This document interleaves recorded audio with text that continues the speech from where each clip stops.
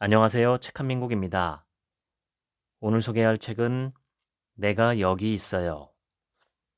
지은이는 크리스토프 앙드레, 프랑스 파리 생트안 대학병원 정신과 의사이자 긍정심리학 전문가, 불안증 및 우울증과 같은 정서장애 치료를 전문으로 하였으며 최근 몇 년간은 마음챙김 명상과 긍정심리학을 활용한 재발 방지 분야에 힘썼다. 2000년대 초반 심리치료에 명상을 처음으로 도입한 사람 가운데 하나로 프랑스 인지 행동 치료 분야를 선도하고 있다. 2006년 편엔 나라서 참 다행이다가 프랑스 종합 베스트셀러 1위를 차지했다. 본문을 읽겠습니다. 나는 오랜 시간 동안 위로에 대해 무지했다. 정신과 의사로서 환자를 돌보고 작가로서 이해시키고 용기를 주며 인간으로서 격려하는 것에 만족하며 살았다. 그러던 어느 날 중병을 앓게 되자 내 인생이 예상보다 훨씬 빨리 끝나버릴지도 모르겠다는 생각이 들었다. 불안해졌다기보다는 지겨울 때까지 살아보지 못한 채 떠난다는 사실이 서글펐다. 그러나 나는 슬픔에 잠식되지 않고 오히려 세상을 이전보다 더 세밀하게 살펴볼 수 있게 되었다. 죽음의 위협을 받는 모든 이들이 그렇듯 삶이 아름답다는 것을 깨달았다. 많은 사람들처럼 나에게도 위로가 절실히 필요하다는 사실도. 아주 작은 미소, 조그마한 새의 노랫소리, 신랏 같은 온정과 아름다움이 쉼이 연약한 내 몸과 정신을 한없이 기쁘게 한 것이다. 위로는 마치 붉은 실처럼 탄생부터 죽음까지 우리의 삶 내내 이어진다. 우리는 평생 위로를 가까이 하며 어릴 때는 솔직하게, 성인이 되어서는 겉으론 드러내지 않으나 내심 위로를 필요로 한다. 현실을 바꿀 수 없을 때 우리가 바라는 것도 줄 수 있는 것도 오로지 위로뿐이다. 위로는 우리를 일으켜 세워 잠시나마 절망과 체념에서 벗어나게 하며 살며시 삶의 의욕을 다시금 불어넣어준다. 위로란 고통을 덜어주고 싶어 하는 것이다. 보다 세밀하게 표현하자면 위로는 고통, 시련, 괴로움, 슬픔에 빠진 이를 도와주고 진정시키며 삶을 이어갈 수 있도록 돕기 위해 우리가 제안하는 모든 말과 행동이다. 위로는 해결책을 찾는 것이 아니다. 위로의 목적은 해결책처럼 현실을 바꾸고자 함이 아니라 고통의 감정을 경감시키는 것이다. 말이 고통을 완전히 덜어주지 못한다는 사실을 알고 받아들이면서도 외로움 속에 괴로워하지 않기를 바라는 마음에서 우리는 타인을 위로한다. 때론 무력할지라도 위로는 애정어린 존재의 행위다. 아무것도 해결하지 못하는 것처럼 보이지만 그래도 괜찮다. 위로는 물질적인 도움이 아니며 힘도 능력도 요하지 않기에 우리가 연약하고 무력할지라도 혹은 그렇다고 느낄지라도 위로할 수 있다.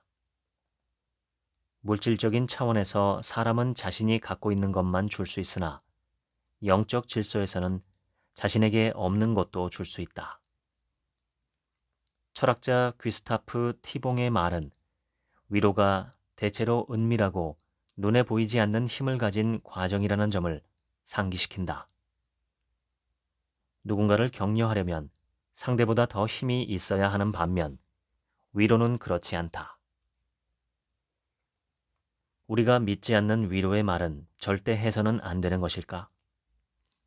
꼭 그렇지는 않다. 믿느냐의 문제가 아니라 그 말이 좋게 작용할 수 있는지가 중요하다. 위로를 통해 얻고자 하는 것은 희망이며 위로받는 이가 슬픔과 고통의 확신에서 벗어나 계속 살아갈 가치가 있다는 생각을 하는 것으로 충분하다. 우리는 죽어가는 이에게 그가 듣고 싶은 말을 해줄 수도 있다. 다 나을 거라고, 다시 살 수 있을 거라고, 어쩌면 금방 회복되어 예전처럼 함께 웃을 수 있을 거라고. 이것은 잘못된 게 아니라 침통한 현실에 사랑을 불어넣는 일이다. 정신의학자로서 불행한 이들 곁에서 일생을 보내온 끝에 나는 행복을 추구하는 것이야말로 훌륭하고 현명한 생각이라는 결론에 도달했다. 긍정심리학에 대해 강의하거나 강연을 할 때면 행복의 필요성을 설명하고자 이렇게 화두를 던지곤 한다. 우리는 고통받고 늙고 죽을 것입니다. 우리가 사랑하는 사람들도 마찬가지로 고통받고 늙고 죽을 것입니다. 이것이 인생입니다. 그리고 입을 다문다. 대중 사이에 강의실을 잘못 찾아왔나 하는 불안한 침묵이 흐른다. 나는 이렇게 설명을 이어간다. 그러나 천만다행히도 이것이 전부는 아닙니다. 인생에는 행복도 있기 때문이죠. 행복한 모든 순간들이 우리를 안정시키고 위로하고 감싸며 고통과 노화와 죽음에도 불구하고 인생은 아름다우며 살아가는 것이 은총이자 행운이었음을 이해하게 도와줍니다. 어떠한 형태일지라도 행복은 고통, 노화, 죽음, 즉 내가 인간이 존재하는 한 피해갈 수 없는 세 가지라 정의한 삶의 어려움에 맞설 수 있는 힘을 준다. 아무리 인생이 아름답다 해도 육신이 건강하고 사회가 평화로울지라도 언젠가는 이 세 가지가 반드시 우리를 찾아와 위로의 필요성을 절감하게 될 것이다. 그렇기에 환자들에게는 장기적이고 지속적인 위로가 필요하다. 병세가 너무도 완연한 날엔 망각과 거부만으로 충분하지 않을 것이기에 그날그날의 미세한 위로를 천천히 연마하며 단순한 하루하루씩 철학에 최선을 다해 몰입해야 한다. 힘든 날이 단 하루뿐이라면 우리의 능력으로 감당할 수 있지만 고통이나 걸림돌이 10여일, 100여일 아니면 영원히 이어진다고 생각하면 버겁다. 하루하루씩은 행동의 철학, 즉 지금 여기서 할 수 있는 것에 집중하자인 동시에 희망의 철학, 즉 내일 어떤 좋은 일이 생길지 아무도 몰라이다. 늙어간다는 가벼운 혹은 극심한 슬픔에 대한 가장 아름다운 위로는 계속 살아가는 것이라 생각한다. 행복하게 늙는 것은 후회를 버리고 계획을 간직하고 추억을 소중히 하고 미래에 대한 걱정은 그만두고 그저 최선을 다해 내일을 써나가는 것이다. 인간은 본인이 죽을 운명이란 사실을 상당히 일찍이 깨닫고 자주 혹은 항상 죽음을 생각한다. 신 또는 자연으로 인해 그렇게 낡아가도록 만들어졌기에 우리는 위로받아 마땅하다. 삶이란 태어나고 고통받고 죽는 것이다. 이 세 가지 중 우리가 선택하는 사건은 하나도 없다. 우리가 자신을 인식하고 나면 그저 고통받고 죽게 되리라는 점을 알 뿐이다. 이 사실을 감당하는 것은 우리 몫이다. 산다는 것은 결국 미세한 위로들을 끊임없이 필요로 하는 것이다. 모든 것에 대해 안전대책을 강구할 수 있지만 죽음으로 인해 우리 인간은 성벽 없는 도시에 살고 있다. 철학자 에피쿠로스의 말이다. 쾌락주의를 주창했던 그는 의외로 쾌락을 추구하는 법보다 고통과 죽음을 대면하여 잘 사는 법에 대해 더 많이 가르쳤다. 산다는 것은 잃는 것이다. 오래 산다는 것은 잦은 상실을 보장받는 것이다. 장례를 여러 번 치르고 수많은 주변인과 가까운 이들, 지인, 유명인이 떠나는 것을 보게 된다. 일평생 경험하는 애도가 많다. 우리는 배우자, 부모, 조부모, 사랑하는 이의 죽음 등 더 고통스러운 죽음도 여럿 경험한다. 두 딸 중 한 명이 불치병을 선고받은 뒤 아이의 머리맡에 있던 프랑스의 작가 안 도핀 줄리앙에게 한 간호사가 다가와 그저 내가 여기 있어요 라고 말했다.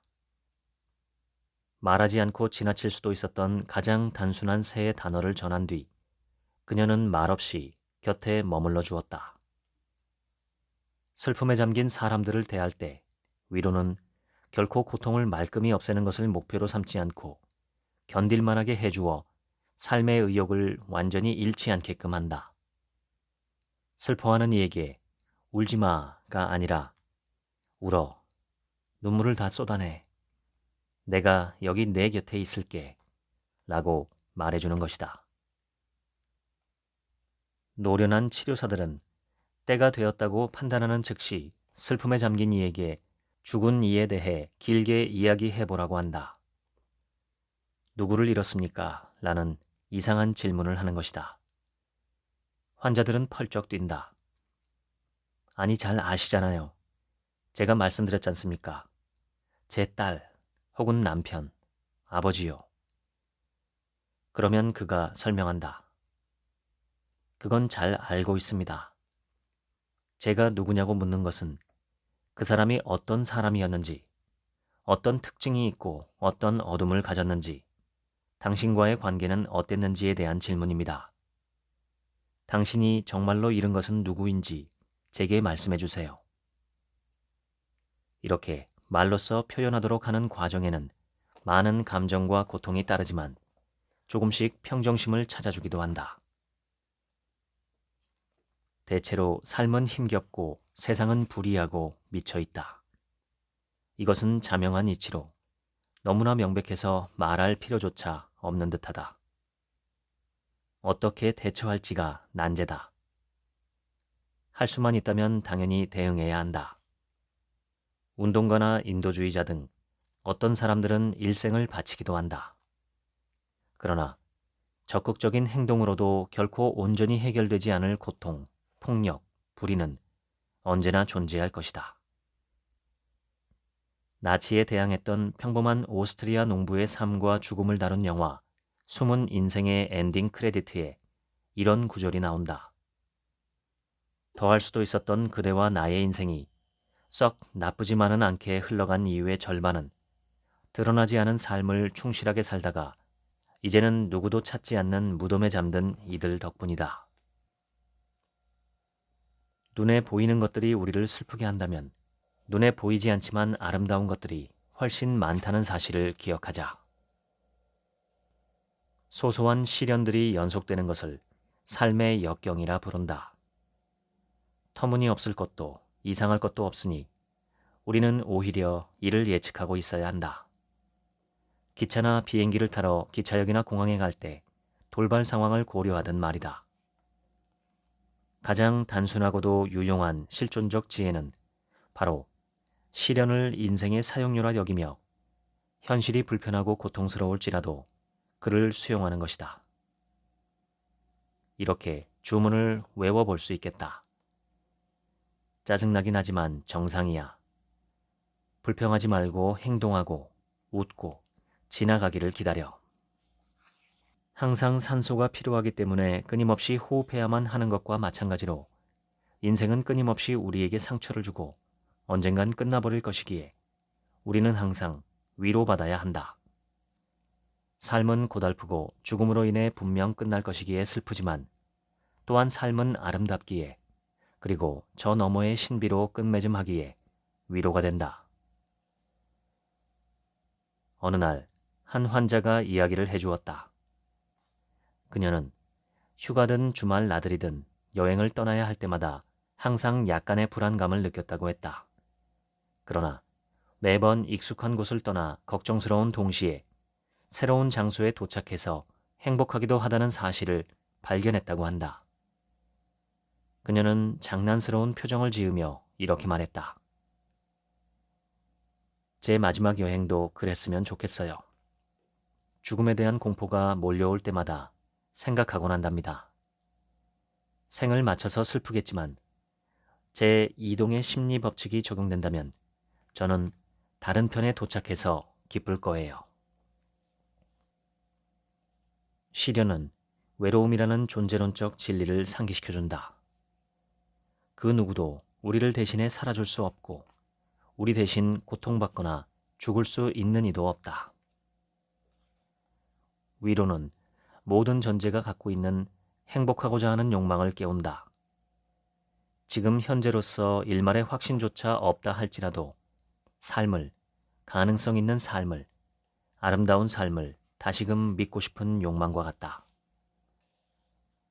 관심을 기울여 보면 삶이 우리에게 매 순간 나름의 치료제를 전해주고 있다는 사실을 알 수 있다. 생명은 그 자체로 우리를 치유할 수 있다. 흘러가는 삶을 그저 바라보는 것만으로 위로가 될 수 있다. 하지만 강요받지 않고 본인에게서 직접 우러나왔을 때만 가능하다.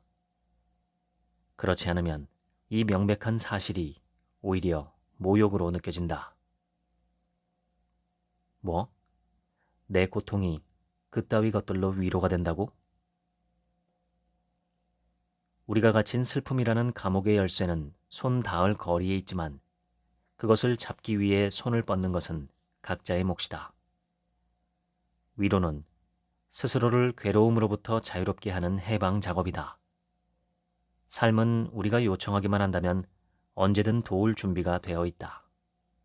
다만 우리를 가둔 정신적 감옥에서 일단 스스로 나와야 한다. 삶이 우리의 고통을 신경 쓰지 않는다는 사실은 우리에게 다행스러운 일이다. 고통에 아랑곳하지 않고 제 갈 길을 가니 말이다. 불행을 겪는 중에는 아름답거나 부드러운 것, 꽃 한 송이, 따뜻한 공기, 친절한 말 같은 일상의 소소한 즐거움이나 안정으로부터 좀처럼 위로받지 못한다. 불행을 견디려 마음을 닫으면서 행복의 문도 함께 닫았기 때문이다. 행복은 주의를 환기하고 고통을 덜어주며 심지어는 진리에 눈뜨게 하여 우리를 구해낼 수도 있다. 그 진리란 바로 인생에는 언제나 고통과 기쁨이 혼재되어 있다는 사실이다. 이는 여전히 존재하는 모든 것으로부터 더 이상 존재하지 않는 모든 것에 대하여 위로받는다는 의미이다. 위로할 대상은 언제나 자기 고통 속에 고립되어 있다. 위로는 그를 인간 사회와 다시 연결한다. 위로는 그를 사람들 곁으로 데려와 다시 연합시키는 일이다. 고통은 사람을 고립시키고 관계는 위로한다. 사랑받고 존중받고 지지받는다는 느낌은 언제나 위로가 된다.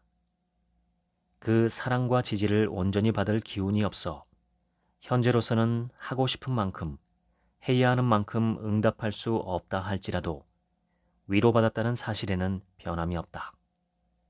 그렇기에 위로하는 이는 감사나 대답을 기대해서는 안 된다. 위로는 사람이 날 때부터 갖추고 태어나는 재능에 속한다. 이 재능은 공감에서 연민으로 이어지는 정신기능 연쇄의 정점이다. 어떤 의미에서 위로는 행동으로 표현된 연민이라 할 수 있다. 우리는 위로할 줄 아는 종족이다. 울고 있는 이를 보면 우리 안에 몸속에서부터 그의 어깨에 손을 얹거나 안아주고픈 욕구가 솟아나고 입으로는 위로의 말을 하고픈 욕구가 생겨난다. 진화심리학의 관점에서 볼 때 동료를 위로하는 능력은 모든 동물 종에 적응에 유리하게 작용한다. 무리로부터 격려와 위로를 받은 개체는 슬픔의 병적으로 오랫동안 머무르지 않는다. 고통으로 죽어가도록 자신을 내버려두지 않고 관계와 활동을 회복하여 다시금 무리의 유용한 존재가 되며 더 이상 감정을 전염시켜 다른 개체의 사기를 꺾지 않는다. 타인의 고통에 대한 지나친 무관심은 도덕적으로 고통스럽고 슬플 뿐만 아니라 사회적 측면에서는 집단을 조금씩 파괴하기도 한다. 위로라는 인간의 타고난 재능은 유아들의 공감 능력에서도 찾아볼 수 있다. 어린아이들은 울고 있는 아기를 보면 모르는 아이라 할지라도 본인의 엄마를 데려오거나 장난감을 주는 등 자신이 위로받고 싶은 대로 위로하고자 노력한다.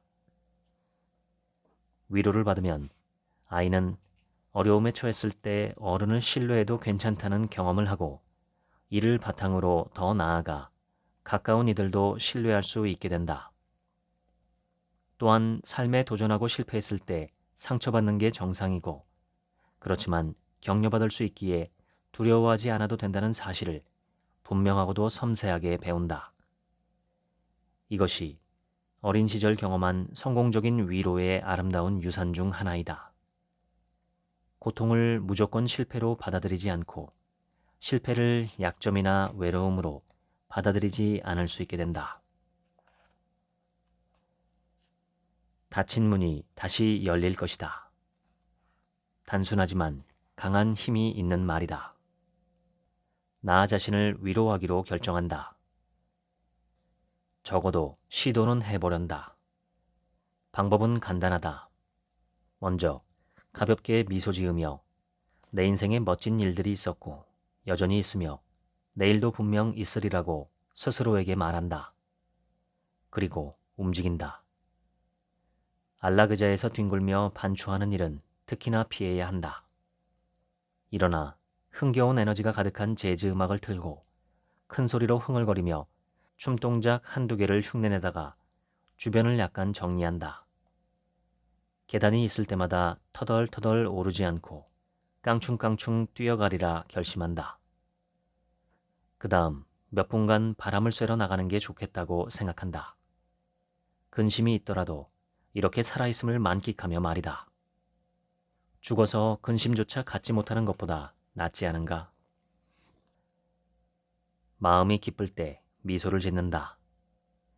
그 반대도 가능하다. 미소 지으면 행복감이 조금 상승한다. 이것을 안면 피드백 이론이라고 부른다. 미소 짓기가 기분에 미치는 유쾌한 영향은 착각이 아니라 실제임이 연구로 증명되었다. 그렇다고 해서 불행할 때 우울과 맞서기 위해 억지로 웃어야 할까? 물론 아니다. 현명한 방법은 슬픔을 느끼는 중이라도 뭉클하고 감동적이고 눈물겹거나 단순히 아름다운 순간이 올 때 웃기를 허용하는 것이다. 다소 우울한 미소라 할지라도 미소를 향해 갈 수 있도록 그대로 두자. 고난에도 불구하고 우리가 여전히 아름답고 좋고 즐거운 것에 열려 있음을 보여주면 된다.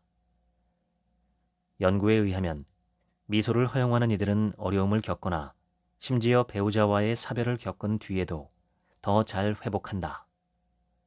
나는 스스로에게 행복하라고 명령하거나 의무적으로 미소 지어야 한다는 얘기를 종종 들었기에 강요하지 말고 삶에 문득 즐거움이 찾아왔을 때 웃을 수 있게 그대로 두라고 강조한다.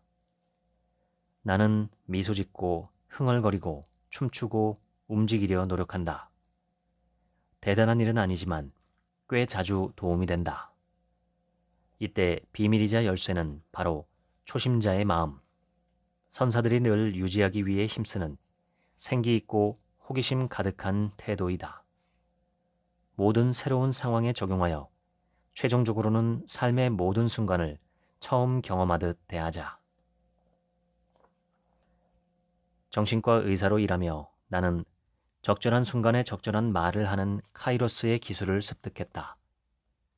상담을 시작하기가 무섭게 어떤 말이나 행동을 해야 도움이 될지 바로 느껴지는 경우가 있었다.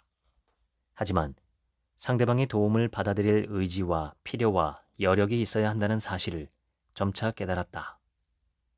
너무 일러도 안 된다. 위로의 기술의 황금률 중 하나는 서두르지 않고 너무 성급하게 위로의 말을 건네지 않는 것이다. 제 아무리 긴 대화 끝에 좋은 결과를 낳았을 위로의 말이라도 조급하게 위로하고자 지나치게 빨리 전하면 오히려 충격을 주고 튕겨나와 무의미해질 수 있다. 풀을 위에서 잡아당긴다고 빨리 자라게 할 수는 없다. 위로의 기술은 공감의 기술이기 때문에 타인의 감정이 메아리치는 것을 받아들여야 한다. 나의 경우 가까운 이들의 한탄을 들을 때 마비되곤 했다. 그들을 실질적으로 돕지 못한다고 느껴지면 스트레스를 받고 어쩔 줄을 몰라 쩔쩔맸다. 반면 의사로서 치료할 때 유지하는 환자와의 거리는 내게 통찰력과 에너지를 주고 공감 능력을 발휘할 수 있게 했다. 그때부터 노력한 끝에 몇 가지 간단한 규칙을 이해하고 적용하게 됐다. 1. 가까운 이가 시련을 겪을 때 해결책을 찾아줄 의무는 없다. 도무지 손쓸 수 없는 경우도 있으므로 그럴 땐 기꺼이 위로에 임하면 된다. 2.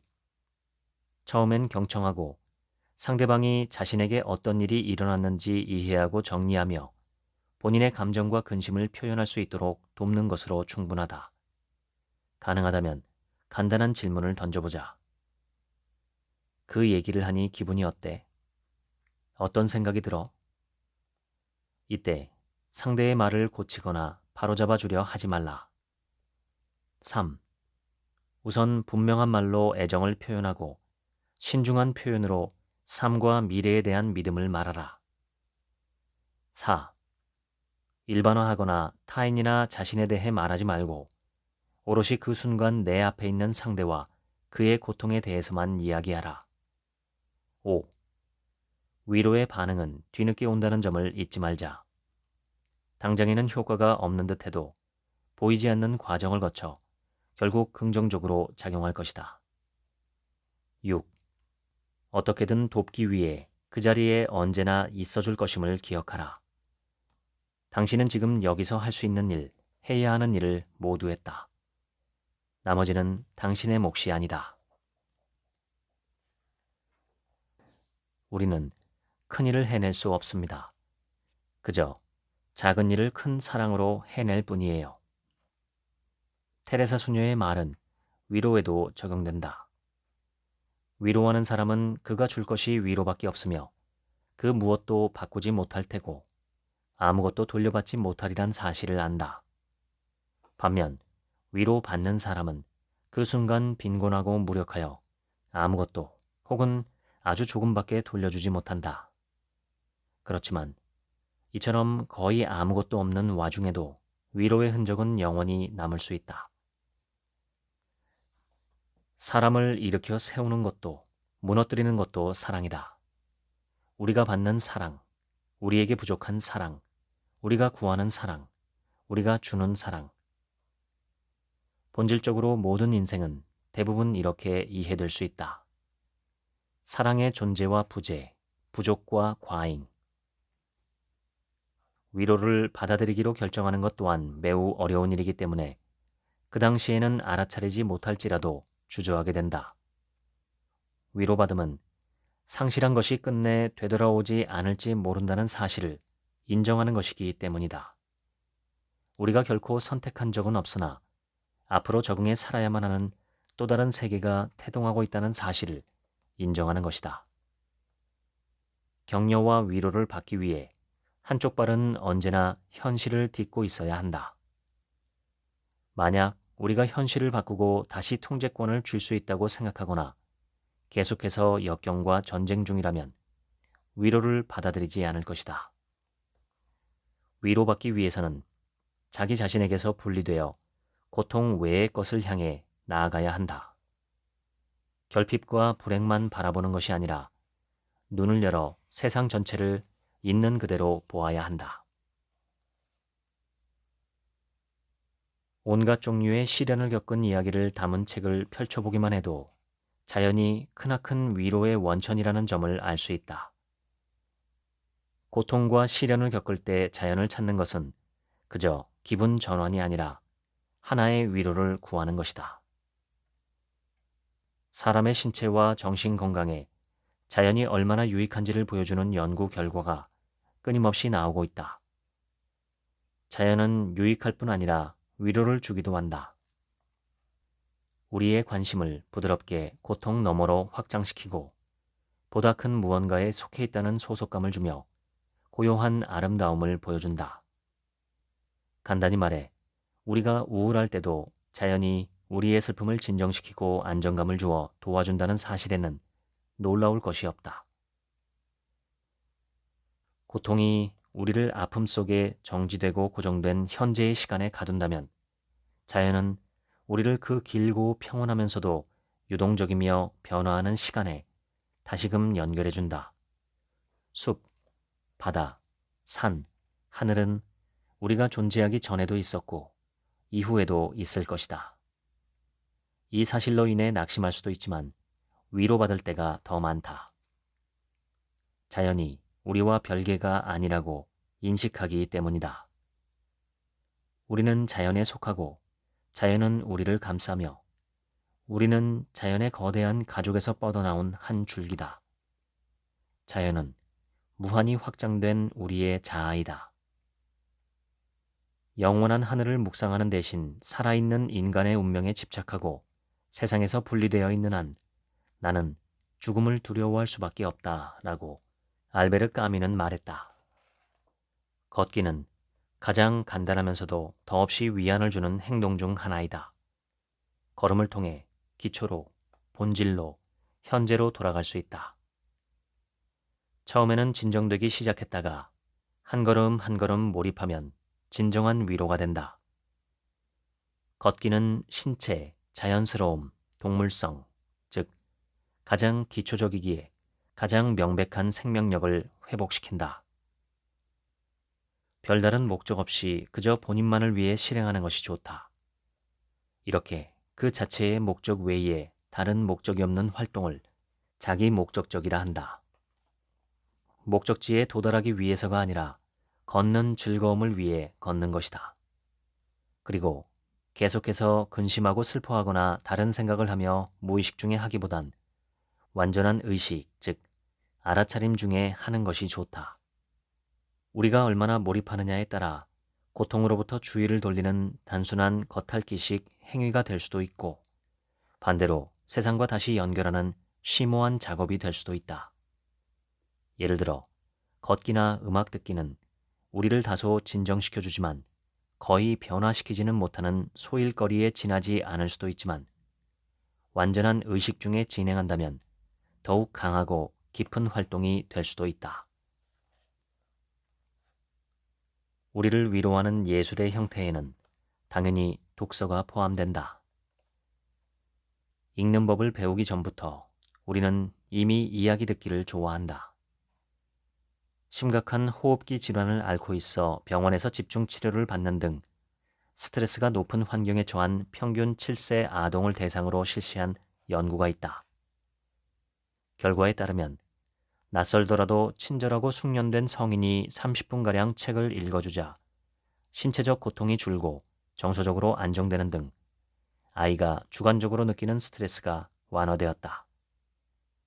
뿐만 아니라 생물학적인 측면에서도 효과를 확인할 수 있었는데 스트레스 지표인 코르티솔 수치가 감소되고 혈액 내 옥시토신 수치가 증가했다. 비교군 아이들의 경우 이야기를 읽어주지 않고 30분가량 대화만 나누었는데 역시 상태가 호전되었으나 상대적으로 효과가 확연하지 않았다는 사실은 주목할 만하다. 성인에게도 마찬가지로 적용된다. 독서를 통해 우리는 깨달음을 얻고 별다른 노력 없이도 비범한 인생을 무수히 경험한다. 강렬한 감각을 정신적으로 체험하고 굉장하고 믿을 수 없는 모험을 겪고 개입하지 않은 채 개입하며 이를 통해 값을 거의 지불하지 않고도 본인이 가졌던 관념보다 더 아름답고 더 심오한 사고력을 형성하게 된다. 요컨대 우리의 존재와 가능성에 무한한 감정과 허구의 경험과 타인의 견해를 더하는 것이다. 슬픔이 혼란과 구분되지 않고 이해할 수 없는 무질서한 형태로 올수록 우리의 기분과 감정을 명확히 하고 보고 겪고 이해하는 것들을 글로 적는 등 말로 나타내야 한다. 이것은 심리치료에서 종종 수행하는 기초 작업 중 하나이다. 글을 읽는 데에 그치지 않고 직접 써보면 또 다른 형태의 위안을 얻을 수 있다. 간혹 우리는 일기 쓰는 행위가 자기 도취적이고 대수롭지 않다고 여기기도 한다. 이는 잘못된 생각이다. 내면의 감정을 글로 쓰는 일은 자신이 누구인지 알 수 있는 완벽한 방법 중 하나이다. 주로 청소년기에 일기를 쓰기 시작하는 이유는 바로 자신을 발견하고 존재하는 불안과 어려움이 가장 큰 시기이기 때문이다. 자신에 대해 글을 쓰는 일은 본인의 속도에 맞추어 고요하고 친절하며 신중하게 위로하는 먼 곳에 있는 미지의 누군가와 부드럽게 대화하는 것과 같다. 이것은 과학적으로도 증명된 바 있으며 미국의 심리학자 제임스 페니 베이커가 이끈 선구적 연구 이후로 일기의 유익함에 관한 수많은 자료가 수집되었다. 삶의 고통스러운 시기를 단어로 표현하는 것은 회복을 돕고 건강을 호전시킨다. 나는 머지않은 미래가 걱정이다.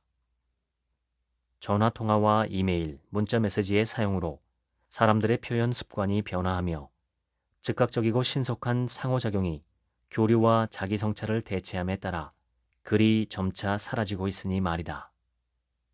교류의 디지털화가 우리의 상호 위로 능력을 약화할까? 몇 년 안에 알 수 있으리라. 명상은 고통을 직면하게 함으로써 우리를 위로한다. 고통을 인지하고 받아들이게 한다. 명상은 오로지 고통의 현실에만 집중할 수 있도록 돕는다. 프랑스의 작가 스탕달도 정확히 같은 생각을 했다. 고통을 자세히 들여다보는 것은 스스로 위로하는 방법이다. 명상은 관점 훈련이라 봐도 무방하다. 명상을 통해 삶에 대한 시각을 넓히고 더 멀리 바라보며 자신에게서 멀어지기 때문이다. 빅토르 위고의 표현처럼 말이다. 신비롭고 평온한 하늘을 바라보면 그 광대함으로 인해 그대의 영혼이 확장된다. 명상은 도피가 아니다. 명상이 끝나고 고난이 지배하는 물질 세계로 돌아올 때 우리는 더 강하고 차분하며 창의적이고 유연하다. 모든 연구 결과가 이를 증명한다. 그렇기에 정신병리학과 심리치료에서 마음챙김 명상을 활용하며 이를 통해 불안증이나 우울증 등을 겪는 환자들이 한 걸음 물러나 자신의 어려움을 새롭게 바라볼 수 있도록 큰 도움을 준다. 몇 해 전 남편과 이혼하고 어머니마저 돌아가셔 힘든 시기를 보낸 친구의 이야기다.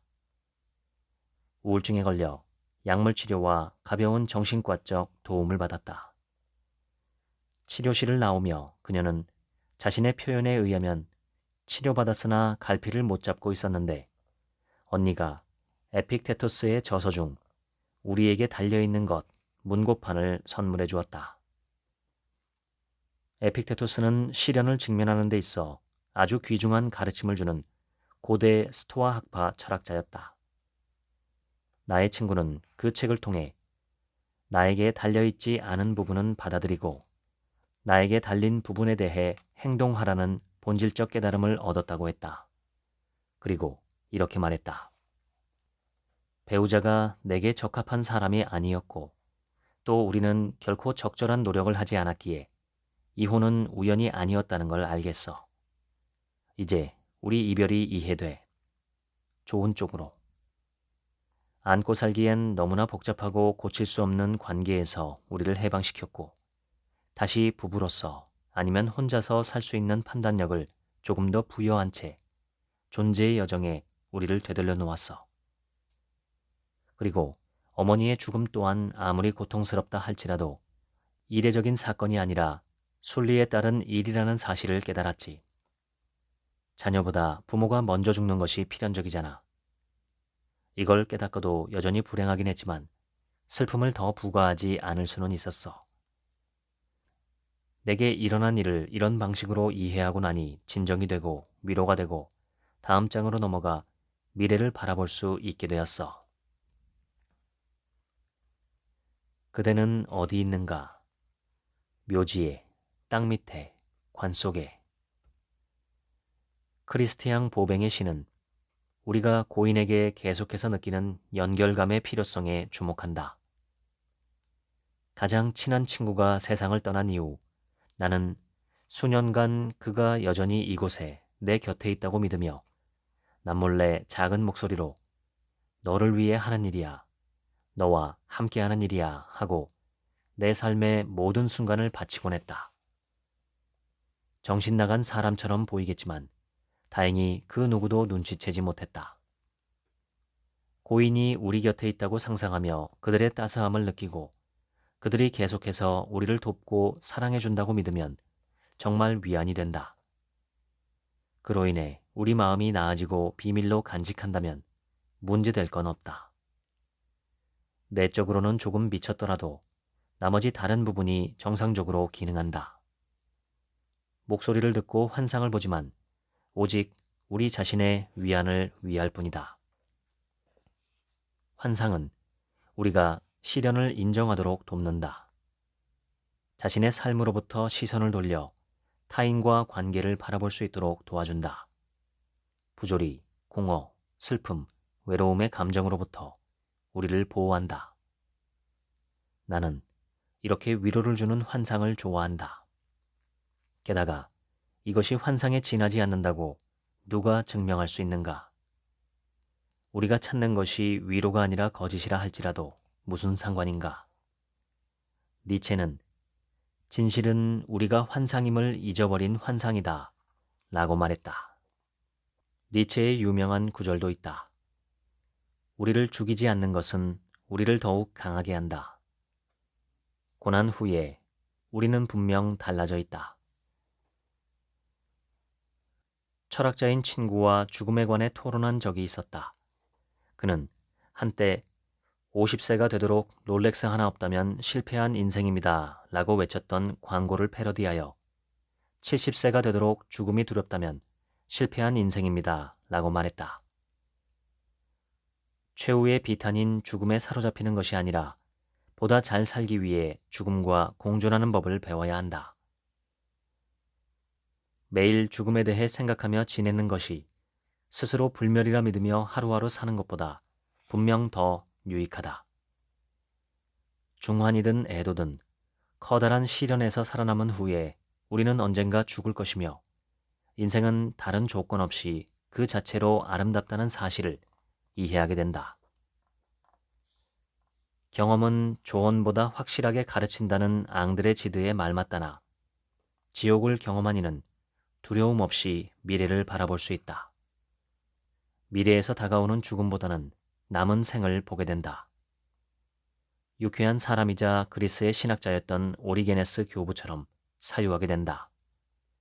그는 250년 당시 모든 것을 경험해보고 좋은 것은 간직하라 하고 가르쳤다. 우리에게 오는 것을 직면하고 받아들이며 가치 있는 것을 누리라는 이 가르침은 지금도 여전히 시사하는 바가 크다. 위로는 본질적으로 행복과 같다. 다만 불행의 검은 빛에 가려졌을 뿐이다. 너울거리는 위로의 빛이 우리에게 저 멀리 출구를 보여주며 미세한 목소리로 속삭인다. 끝난 것은 아무것도 없어. 단 하나의 행복으로 다시 시작할 수 있어. 위로받는다는 것은 이 말을 믿고자 하는 마음이다. 그래, 끝난 것은 아무것도 없어. 하나의 행복만 있다면 다시 시작할 수 있지. 지금까지 내가 여기 있어요. 읽어드렸습니다. 지금부턴 제 얘기입니다. 이 책은 위로에 대한 책입니다. 삶이 고달프기에 누구나 위로가 필요합니다. 위로가 필요하지 않다고 믿는 사람일수록 위로가 반드시 필요한 사람입니다. 우리를 위로해 주는 것은 다양합니다. 이 책에서는 가족, 친구, 전문 상담가, 반려동물, 종교, 명상, 자연, 예술, 걷기 등을 꼽습니다. 건전하기로 따지면 사람과 종교와 자연에서 위로를 얻는 것이 가장 좋지만 흔히 술, 담배나 자극적이고 감각적인 쾌락 또는 무분별한 소비 지출이나 쇼핑 등에서 위로를 얻는 게 아닌가 싶습니다. 여성들의 경우엔 친구와의 대화가 큰 몫을 차지하지요. 저는 이 책에 나오지 않는 한 가지를 추가하고 싶습니다. 자기 자신을 스스로 위로하는 셀프 위로입니다. 식당에서 물이나 음식도 셀프로 갖다 먹는 경우가 많은데 위로는 왜 셀프로 하면 안 되겠습니까? 셀프 위로는 말과 행동으로 할 수 있는데 우선 말로 하는 것은 나 자신이 듣고 싶어하는 말을 스스로 해주는 것입니다. 우선 내가 정말로 듣고 싶어하는 말이 무엇인지, 지금 나에게 필요한 말이 무엇인지 스스로 성찰하는 게 중요합니다. 자존감을 세워주고 열등감이나 죄책감을 희석시켜줄 말을 생각해 보시기 바랍니다. 하루에 한 번만이라도 혼자 있을 때 입으로 소리내어 그 말을 나에게 해주는 것입니다. 자주 할수록 좋습니다. 저도 혼자 있을 땐 혼잣말을 참 많이 합니다. 주로 하는 말은 좋았어, 잘했어, 괜찮아, 오케이 오케이, 감사합니다, 좋아 좋아, 할 수 있어, 훌륭하십니다 등입니다. 내가 나에게 해주는 말이죠. 나 자신을 긍정하는 말을 수시로 해줍니다. 집에서 혼자 있을 땐 혼잣말하는 습관이 들어서 가족이 함께 있을 때도 습관처럼 말이 튀어나오기도 합니다. 언젠가는 아들이 자기 방에서 무심결에 제 말버릇을 따라 혼잣말하는 걸 보기도 했습니다. 마음속에서 불안과 두려움 또는 화를 불러올 만한 생각이나 감정이 올라올 때 이를 인지하면 즉시 긍정의 말을 반복해서 합니다. 그러면 애초에 불쾌한 감정의 싹을 진정시킬 수가 있습니다. 예전엔 마스크를 쓰고 다니니 약간의 소음이 있는 공공장소에서도 마음껏 이런 말을 할 수 있었는데 지금은 마스크를 벗고 다니니까 나도 모르게 혼잣말을 하는 자신을 발견하고 살짝 놀라며 멈추기도 합니다. 혼자 중얼거리며 걸어다니는 모습이 실성한 사람처럼 보일까 싶어서죠. 저는 당신께서도 스스로에게 해주는 칭찬과 위로의 셀프 긍정의 말들을 마음껏 해주시면 좋겠습니다. 저를 포함한 세상 대부분 사람들은 다들 자기 앞가림하기도 바쁩니다. 누가 나 위로 안 해주나 하고 기다리는 것보다 내가 나 스스로에게 적극적으로 긍정과 칭찬과 위로의 말을 해주는 버릇을 들이면 마음 건강에 정말 큰 도움이 됩니다. 습관적으로 격려의 말을 자꾸 소리내어 하다 보면 그 말이 내 귀에 자주 들리게 되고 무슨 일이 생길 때마다 기억이 납니다. 내가 평소에 하는 말이 바로 그 순간에 나를 위로해준다기보다는 어떤 곤란하고 당황스러운 상황에 처했을 때 과거에 내가 나에게 해주었던 말의 기억이 나를 위로해주는 경험을 여러 번 했습니다. 비록 내 입으로 말했지만 내 귀가 분명히 들었던 격려와 긍정과 칭찬과 위로의 말이 기억으로 떠오릅니다. 말로 소리내어 수시로 자기 자신을 칭찬하고 위로해 주세요. 두 번째는 몸으로 하는 위로입니다. 아주 간단합니다. 두 손으로 팔과 가슴, 양 볼 등을 가볍고 따뜻하게 두드려주거나 쓰다듬어 주는 것입니다. 특히 갓난아기를 달래듯이 가슴을 가볍고 일정하게 두드려주는 것은 효과가 큽니다. 이것은 우리 몸에 각인된 위로 효과입니다. 심리치료에서도 많이 사용하는 방법이죠. 손바닥으로 손등을 번갈아가며 쓰다듬어 주는 것도 아주 좋습니다. 이것은 특히 조용한 강의를 듣거나 혼자 앉아 있을 때도 충분히 할 수 있는 방법입니다. 이러한 행동은 무의식적으로 우리가 위로받고 있음을 느끼게 만들어주는 방법입니다. 비록 나 자신의 손이 내 몸을 만지는 것을 인지하고는 있지만 동시에 내 몸은 위로받고 있다고 느끼게 됩니다. 인간에게는 피부 접촉이 매우 중요합니다. 타인이나 반려동물과 접촉을 할 때 심리적 안정을 일으키는 호르몬인 옥시토신이 분비되어 우리 마음을 안정시키고 스트레스를 견디게 해줍니다. 2차 세계대전 직후에 피부 접촉을 받지 못한 아기들이 많이 사망한 고아원 사례에서 우리는 인간에게 애정어린 피부 접촉이 얼마나 중요한지 배웠습니다. 1인 가구가 늘어가는 오늘날 가장 문제가 되는 것 중 하나가 바로 피부 접촉의 부재와 그로 인한 심리적 문제 발생 가능성입니다. 이럴 때 스스로 자기 몸을 두드리고 쓰다듬으며 셀프 위로를 하는 습관이 큰 도움이 됩니다. 내가 어떤 식으로 위로를 받으며 살아가는지 파악하는 것은 매우 중요합니다. 술, 담배나 쇼핑 등 과소비뿐 아니라 일반적으로 유익한 운동이나 문화 공연 관람 등도 과도하면 좋지 않습니다. 노자 도덕경에서는 상선약수라고 했습니다. 가장 좋은 것은 물과 같다는 뜻입니다. 자극적이지 않고 언뜻 별 맛이 없는 것 같은 걷기나 자연 접하기, 박물관 관람, 조용한 사색과 명상, 독서 등은 지속적으로 할 수 있는 아주 건강하고 좋은 위로의 방법입니다. 꾸준히 하면 정신이 점점 더 강해지고 튼튼해집니다. 어떤 상황이 와도 흔들리지 않고 평온하며 담담한 마음을 기르는데 큰 도움이 됩니다. 지금까지 책 한 민국의 하루치 생각이었습니다. 감사합니다.